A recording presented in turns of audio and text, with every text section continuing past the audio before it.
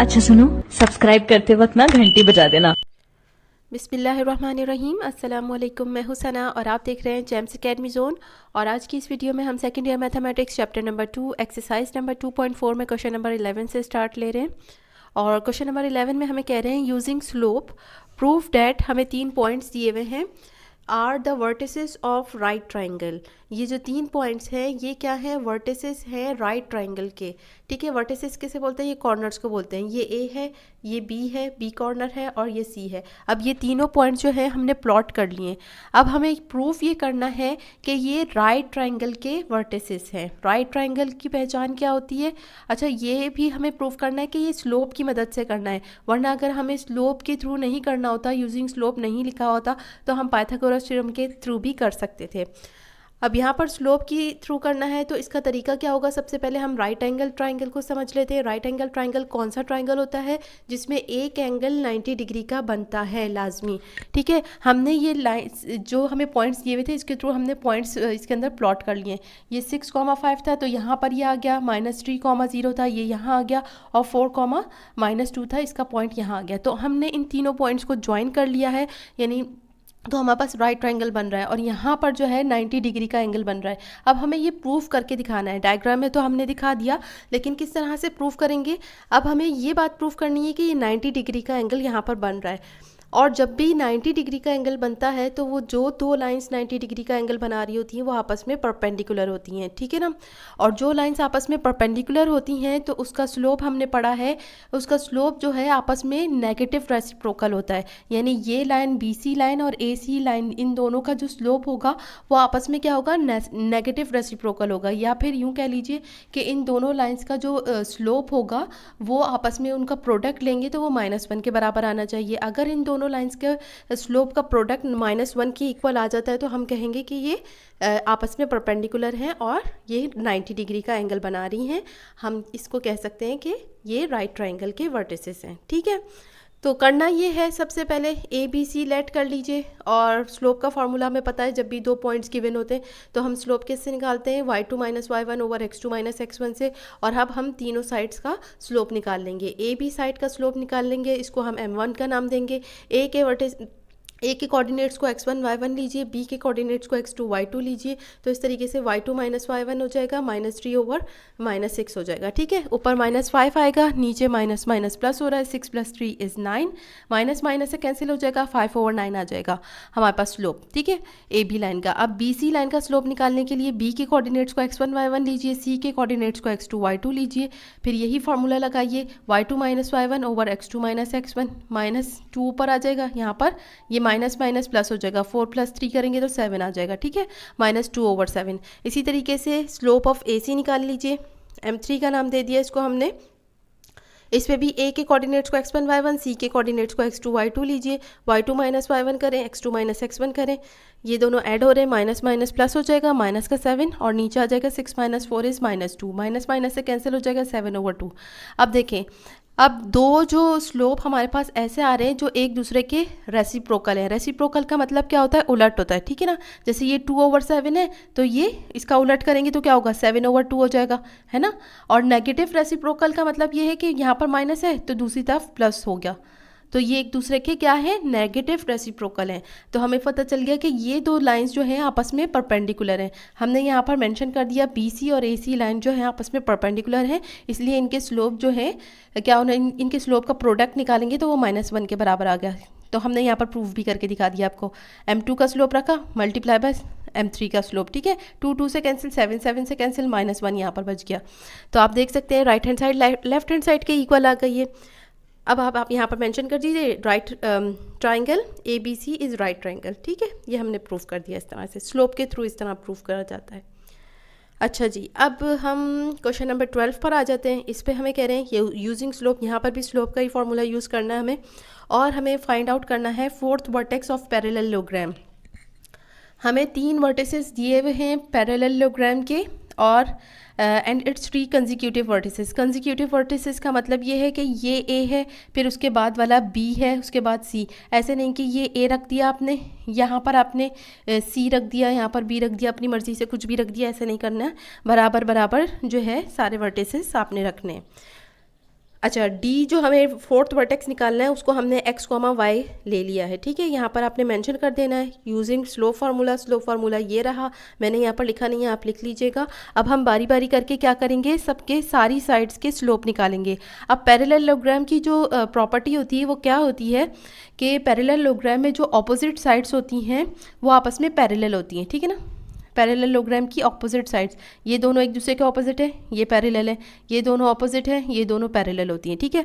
अच्छा, A B का slope हमने m1 लिया, बी सी का स्लोप m2 लिया और सी डी का स्लोप m3 के बराबर और ए डी का स्लोप m4 के बराबर है। अब आपको ये बात मालूम है कि जब लाइंस आपस में पैरेलल होती हैं तो उनका स्लोप आपस में क्या होता है, इक्वल होता है। तो ये दो साइड्स पैरेलल हैं तो इनके स्लोप आपस में इक्वल होंगे। m1 बराबर होगा m3 के और m2 बराबर होगा m4 के, ये यहाँ पर मैंने मेंशन कर दिया। अब हम इसके थ्रू जो है ये फोर्थ वर्टेक्स के निकालेंगे एक्स और वाई की वैल्यू, ठीक है। सबसे पहले स्लोप निकाल लेते हैं। ए बी का स्लोप निकालेंगे तो ए के कोऑर्डिनेट्स को x1 y1, बी के कोऑर्डिनेट्स को x2 y2 लीजिए और फिर y2 माइनस y1 करें, x2 माइनस x1 करें। ये माइनस माइनस प्लस हो जाएगा, 2 आ जाएगा नीचे और यहाँ पर -10, 2 1 ज़ा 2, 2 5 ज़ा 10, माइनस का 5 नीचे बच जाएगा, -1/5 आ गया आंसर। बी सी का स्लोप भी इसी तरीके से निकालें। इस बी के कोऑर्डिनेट्स को x1 y1, सी के कोऑर्डिनेट्स को x2 y2 लीजिए।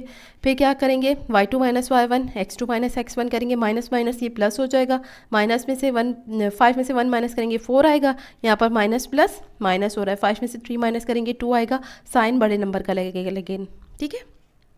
2 1 ज़ा 2, 2 2 ज़ा 4, यहाँ पर -2 आ गया। सी डी का स्लोप भी इसी तरीके से निकाल लीजिए। सी के कोऑर्डिनेट्स को x1 y1 लीजिए और डी के कोऑर्डिनेट्स को x2 y2 लीजिए। तो y2 माइनस y1 यानी ये y माइनस 5 और x माइनस -5, ये माइनस माइनस प्लस हो जाएगा यहाँ पर और बाकी सारी चीज़ ऐसे ही है। ए डी का स्लोप निकालेंगे तो इसके ए के कोऑर्डिनेट्स को x1 y1, डी के कोऑर्डिनेट्स को x2 y2 लीजिए और y2 माइनस y1 करें, x2 माइनस x1 करें, माइनस माइनस ये प्लस हो जाएगा।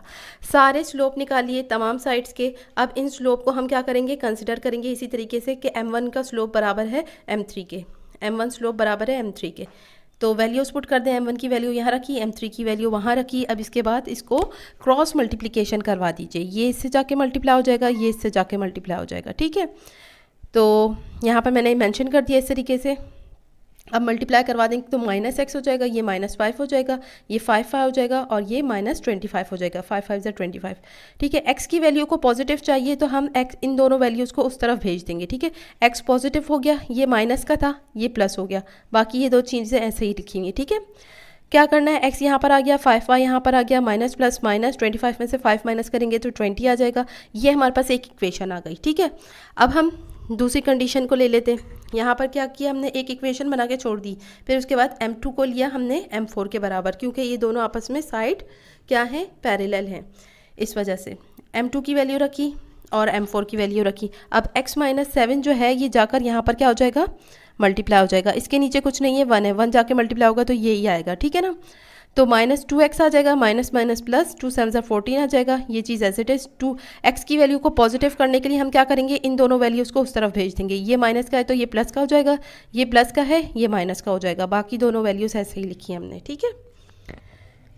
माइनस प्लस माइनस, 14 में से 1 माइनस करें, -13 आ गया। ये दूसरी इक्वेशन आ गई हमारे पास। अब हमने करना क्या है, इन दोनों इक्वेशंस में देखना है कि हम किसी चीज़ को कैंसिल कर सकते हैं, x वाली वैल्यू को या y वाली वैल्यू को नहीं कर सकते। देखें, इसका x का कोफिशिएंट 1 है, यहाँ पर 2 है, यहाँ पर y का कोफिशिएंट 5 है, यहाँ पर 1 है। अगर सेम कोफिशिएंट होते तो हम इसको प्लस या माइनस करवा के कैंसिल आउट करवा के एक की वैल्यू निकाल लेते, एक वेरिएबल की वैल्यू निकाल लेते। लेकिन अब हमें इसमें करना क्या होगा, अगर हमें x को ख़त्म करना है तो इक्वेशन नंबर 1 को 2 से मल्टीप्लाई करवाना होगा, ताकि ये भी जैसे 2x है ना यहाँ पर, तो यहाँ पर भी 2x आ जाए। या फिर दूसरा तरीका ये है कि अगर y को कैंसिल करवाना है तो 5 है ना यहाँ पर, तो 5 को मल्टीप्लाई करवा दें इक्वेशन नंबर 2 से और फिर आपस में सब्ट्रैक्ट करवा दें। हमने क्या किया है, हमने ये किया है कि मल्टीप्लाई करवाया इक्वेशन नंबर 1 को 2 से और फिर उसके बाद इससे सब्ट्रैक्ट करवा दिया, ठीक है। तो इससे ये हमने लिखा 2x हो जाएगा, 2 5 ज़ा 10 हो जाएगा और 2 20 ज़ा 40 आ जाएगा, ठीक है। ये 2 से मल्टीप्लाई करवा दिया, अब इसमें से इसको माइनस करवा देंगे तो हमने ये वाली इक्वेशन लिख दी। जब भी सब्ट्रैक्ट करवाते हैं तो याद रखिए कि हमेशा हम साइन क्या कर देते हैं, चेंज कर देते हैं। यहाँ पर कुछ नहीं लिखा हुआ, इसका मतलब प्लस है, माइनस कर दिया, ये प्लस है, माइनस कर दिया, ये माइनस था, इसको प्लस कर दिया। अब क्या हुआ, ये x वाली वैल्यू इसमें से ख़त्म हो गई। अब हम y की वैल्यू निकाल लेंगे। प्लस माइनस माइनस, 10 में से 1 माइनस करेंगे तो 9 आएगा, पॉजिटिव साइन आएगा क्योंकि 10 बड़ा नंबर है, ठीक है। माइनस प्लस माइनस हो रहा है, 40 में से 13 माइनस करेंगे तो माइनस का 27 आएगा। माइनस क्यों आ रहा है? क्योंकि 40 बड़ा नंबर है इसमें। ये हमारे पास जो इक्वेशन आ गई है, इससे हम y की वैल्यू निकालेंगे। किस तरीके से? माइनस का 27 है, दूसरी तरफ जाएगा तो प्लस का हो जाएगा। 9 1 ज़ा 9, 9 3 ज़ा 27। y की वैल्यू हमारे पास क्या आ गई? 3 आ गई। अब इस y की वैल्यू को आप इक्वेशन नंबर 1 में चाहे तो पुट कर लें या चाहे इक्वेशन नंबर 2 में पुट कर लें। मैंने क्या किया है, यहाँ पर इक्वेशन नंबर 1 ली है और इसके अंदर y की जगह पर 3 पुट कर दिया, ये जो हमने निकाली है वैल्यू, ठीक है। 5 3 ज़ा 15 हो जाएगा। ये 20 को हमने उस तरफ भेज दिया, इसी तरीके से अब ये 15 को भी हम उस तरफ भेज देंगे। 20 माइनस 15 करेंगे तो 5 हमारे पास आंसर आ जाएगा। तो इस तरह से हमारे पास x की क्या वैल्यू आ गई? 5 आ गई और y की वैल्यू 3 आ गई। हमने फोर्थ वर्टेक्स, जिसे हमने x, y लिया था, वो उसकी वैल्यूज हमने फाइंड आउट कर ली हैं, जो बराबर है 5, 3 के। ओके, आई होप सो कि आपको ये क्वेश्चंस क्लियर हुए होंगे। फिर भी कोई प्रॉब्लम हो तो आप मुझसे पूछ सकते हैं। काइंडली मेरी वीडियोस को शेयर कीजिए जितना ज़्यादा आप कर सकते हैं। Subscribe my channel. Thanks for watching. अल्लाह हाफिज़।